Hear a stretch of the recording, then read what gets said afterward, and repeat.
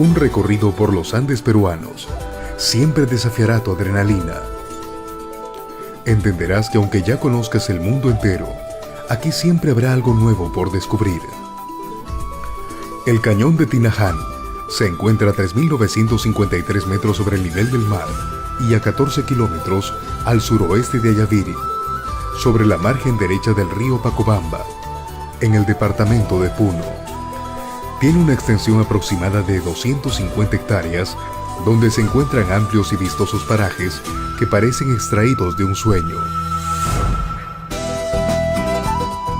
El cañón está conformado por un conjunto de figuras pétreas antropomorfas, con estrechas quebradas y pequeños ríos que corren por su territorio, dándonos evidencias de acontecimientos increíbles en el pasado.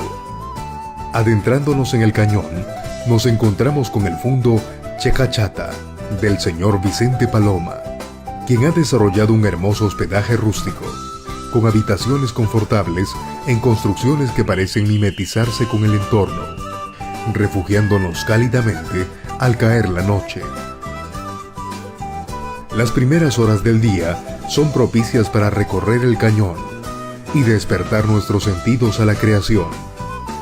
Un camino que promete muchas aventuras se va abriendo paso hasta llegar a la formación denominada La Catedral, siendo uno de los muchos puntos atractivos e impresionantes con que cuenta el Cañón de Tinaján.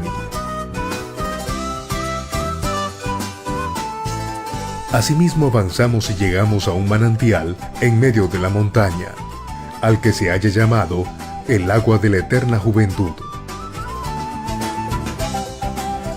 Continuando el camino de diversas formaciones de arenisca que se asemejan a murallones de piedra, impresionantes farallones o columnas de gran tamaño, también nos permiten ver figuras humanas, de animales y diversos objetos. Otra grata sorpresa es el encuentro con la conocida Puya Raimondi, que puede alcanzar de 3 a 4 metros de altura en crecimiento vegetativo, coronando las montañas con su esplendor que puede durar hasta por 100 años, siendo su muerte aún poética porque termina su existencia al florecer. El Cañón de Tinaján esconde aún muchos otros misterios que puedes descubrir y disfrutar, para sentirte realmente vivo en contacto con la naturaleza. Visita Tinaján, descubre el Perú, recorre los caminos del Incario.